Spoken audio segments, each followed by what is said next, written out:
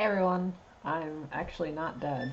Um, I know anybody who possibly maybe watches this maybe um, might have thought that based on how those videos were kind of progressing. They didn't really have a very optimistic theme to them, and I'm aware of that. But yeah, I'm still here. I mean, things aren't great, far from it, but I'm I'm still alive as the classic hit song from the game Portal uh, 1, 2. Sorry, it's been a while. I haven't played those games in like 6 years. Yeah, I was kind of late to the party with those actually. I think I played them like a decade after they came out, but yeah, that's irrelevant. Yeah, I guess I was just gonna make this video to update you on everything I've kind of been doing in my life, if anyone's curious, or I don't know, maybe just to hold myself accountable for making some kind of content to start maybe doing this, because, well, I guess basically I have a plan. I want to start, maybe streaming, and at least eventually being active on Twitter with my opinions on the financial markets, basically. Um, Not so much, I mean, a macro take, because, well, I'm more of a technical oriented. As far as analyzing the market goes, I do, have a decent knowledge on macro, and I think an okay amount on it, but at the end of the day, I think my expertise is when it comes to the technical. And I don't mean stuff like, oh, if you draw a line here, it lines up with this other line, and then you got a sloping trend line. It's stuff like market internals, which are based around real time market generated information based on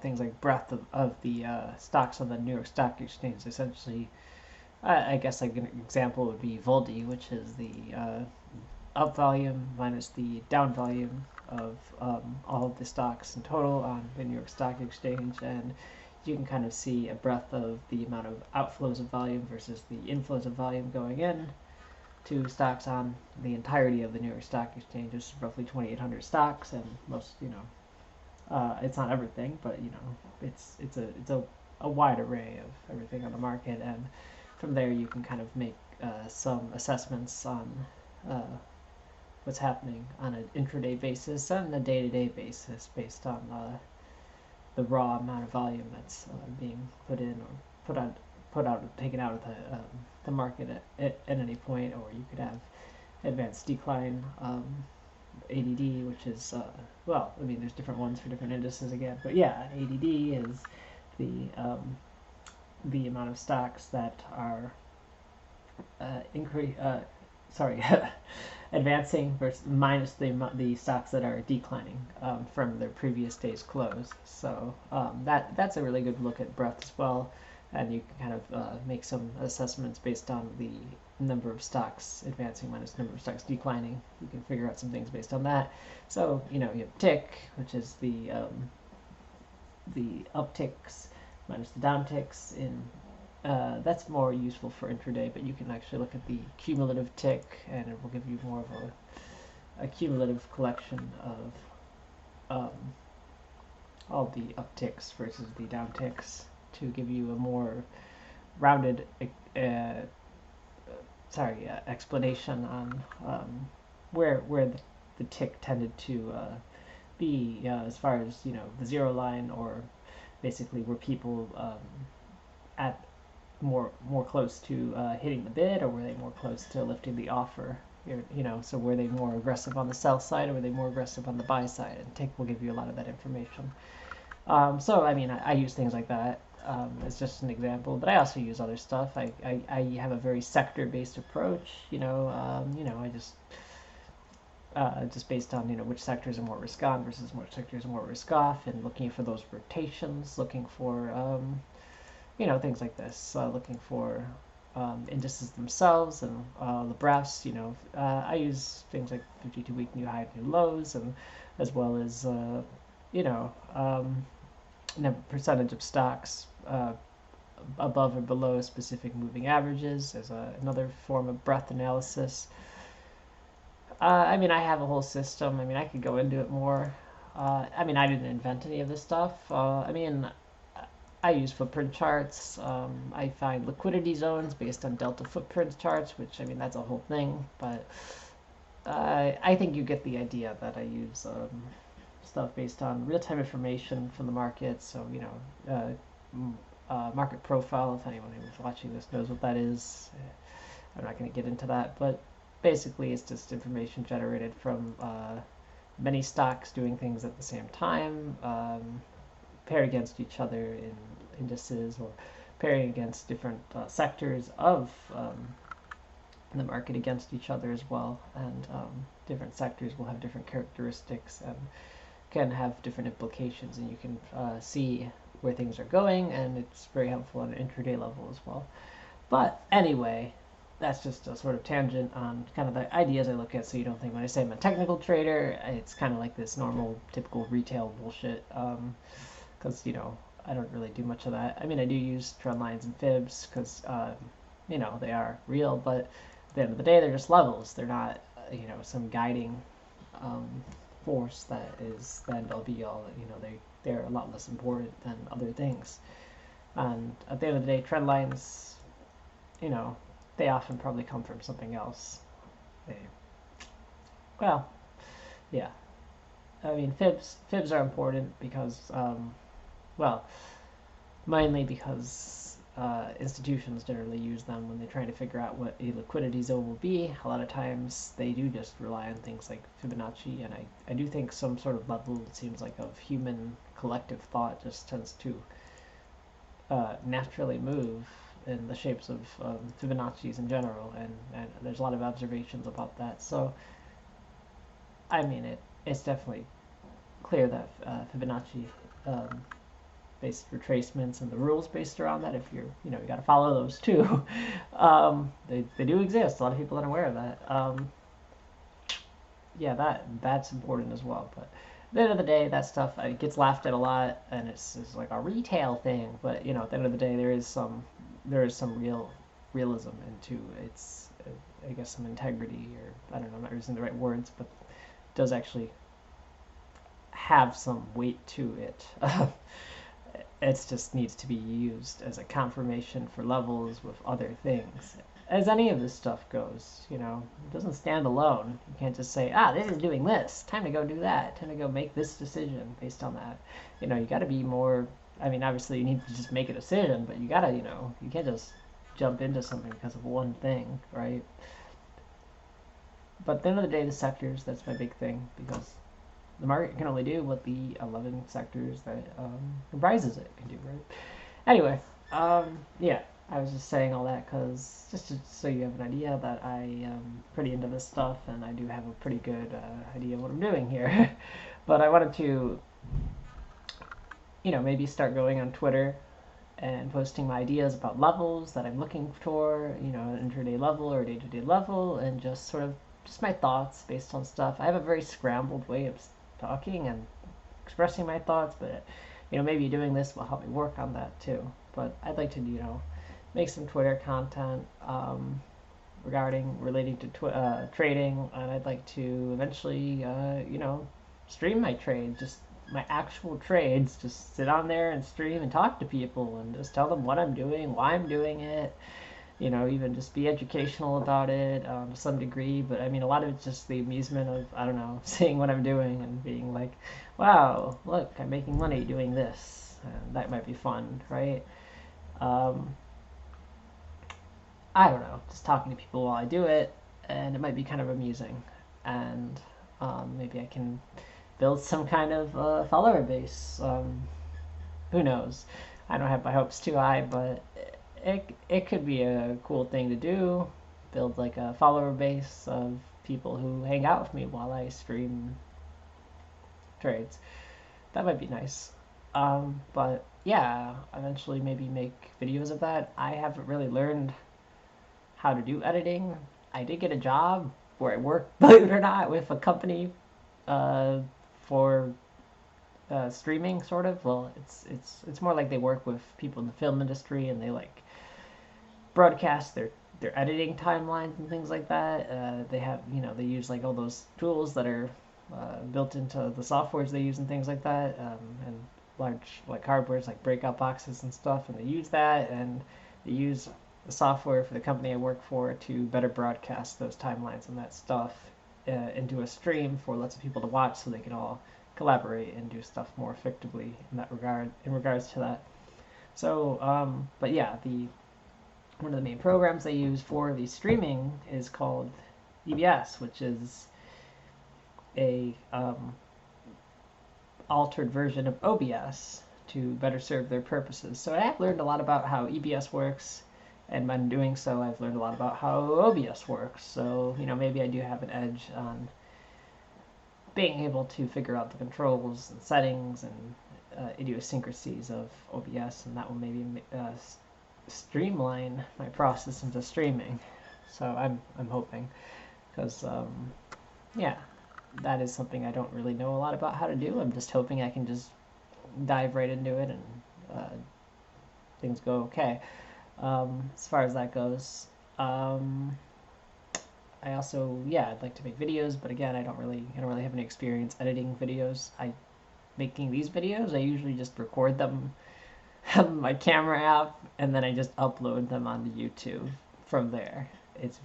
There's no editing. It's just a one-take video, as you can probably clearly tell with how much I ramble and just sort of do whatever. There's no special images, nothing to make it more interesting. The sound quality is probably not that good. I think I could probably do a lot more, make things a lot more interesting, or a lot more, I guess just make these videos a lot less difficult to watch because of how long they are, how long they go on, how much I ramble of unrelated topics. Just, having a consistent video that goes from beginning to end. I mean, it's okay to go off topic a bit, but just a video that actually just goes from one thing to the next. It says a point and is interesting to watch, and isn't just like very difficult to get through, unless you like specifically really want to listen to me talk for like an hour, which I'm sure there's people that are, but I mean, most people don't want to listen to me talk for an hour. And well, geez, I don't know what's wrong with me. No, just kidding. I mean, of course, why would you want to listen to me talk for an hour? It's not interesting. But yeah, those are just some ideas I had, and I just wanted to, get that out there, just kind of push myself to make a video. You know, I feel okay about how I look today, and, I think if I'm feeling that, and I haven't gone to bed yet, I might as well do this to sort of hold myself accountable, to maybe start making more videos, and like I said, branch off into things like Twitter related to trading, and eventually doing what's it called? Streaming. Sorry, I don't know why my brain lapsed there. And making videos maybe on trading stuff, or just whatever. I don't know, whatever people want to hear me talk about. I could make videos on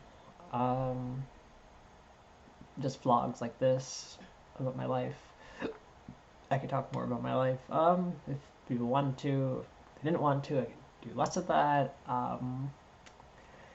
I could make vlogs on unrelated things. I could do streams, I guess, on drawing. I haven't drawn in a while, but I mean, I could have more time to do that, because yeah, that's the other thing, is I do want to eventually quit my job so I can go into trading full time, because yeah, I think I'm at a point where that would be a good thing to do soon. I just need to see just a little bit more consistency, and I think I'm almost ready. And, well, I mean, things have been hard, but yeah, I think I'm almost at that point finally. And with that, I want to just go full time into trading and streaming trading, and just talking about that stuff. I mean, obviously, like I said, I can stream and talk about other things. I can stream video games. I don't really play too many, but I've been playing that Pizza Tower game. Yeah, Pizza Tower, and that's a fun game. I think that's a really good game. It's not, I haven't really been this excited to play a game or just into a game in a long time, but that is a really good game. It's funny how it is supposed to be a. Sorry, I'm going to go on a little tangent here, but it's funny how it's supposed to be a Wario Land sort of predecessor, or not extension, right?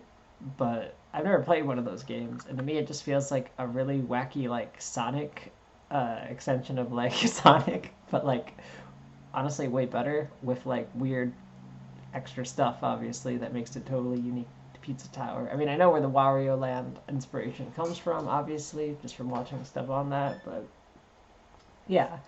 I mean, even like to me, it feels even like sort of Crash Bandicoot inspired on some level too. Maybe it's just the belly flops that like have me thinking that, but I don't know. Just like the wackiness of the moveset kind of gives me those vibes, and just it's like Sonic meets Crash Bandicoot meets Wario or some shit. I don't know. It's good. It's a good game though. As far as like the style, it's really wacky. It feels like it's from like a Spumco cartoons, like throwing up in your face or something. It's just like it's all over the place, and everything's pizza themed. It's very silly, and I recommend you play Pizza Tower if you like silly, fast-paced, intense games with a high skill cap, or whatever the term is. You know what I'm talking about. You need a lot of. You can play it for fun with not much skill. You're gonna want run into walls a lot and like slip everywhere, but you can keep advancing, and if you're trying to get like the P ranks, it gets really, really complicated and really difficult, and yeah, you can really push the skills that it takes to complete this game to a really high level of skill, and I think that makes it very replayable for people who are into that kind of thing. I mean, I have trouble sticking with video games for a long time, even games I like, because I get distracted by other things. So I may not end up finishing it. I mean, I'm pretty decently, well, not really that far. I got to the third level. I beat the second boss, the Vigilante. If anyone's watching this, who knows what I'm talking about. So that was cool, but at the end of the day, yeah, it's hard for me to stay consistent with things, I guess. But I do enjoy the game a lot. It's a cool game. That's another thing is I can talk about anime. I mean, I watch seasonal anime, but yeah, I can talk about stuff I like. I make videos about that. I don't know. Maybe my opinions aren't really that interesting or good, but I could try. I could try to put them together into finished products. Maybe it would be interesting. Maybe it would be something worth watching. I don't know. We'll see. As you can see, I'm still stuck in this room. Things haven't gone well enough to get out of here yet, but I'm working towards that, and this will be part of that goal. I will not let myself stagnate here any longer. I will not let that happen. I am going to make sure things change somehow, some way, before this year is over, because I have to. It has to happen. I will hold myself to that. I am, yeah, I am having some issues, but I'm trying. I really am, and I have to because that is all we have left, right? All we have left at some point is just trying our best, even when everything feels pretty damn hopeless. So I think that's an important thing to do. Yeah. Well, I hope this video has been entertaining for you and just sort of a little bit of an elucidation of how things have been going for me. I mean, I could go into more detail, but I think I should not make hour-long videos like I used to, because I think there's really nothing worthwhile for me to just go talk about my life for an hour and everything I've been doing. I mean, if somebody wants me to do that, or if people want me to do that, fine, but I think a 19 or 20-minute video right now is fine, and I can probably go on more detail, I guess, in other videos maybe, who knows. But as far as things go now, those are sort of some of my plans, and this is sort of an idea of how I'm doing. Thanks for watching, and have a great rest of your February. There you go.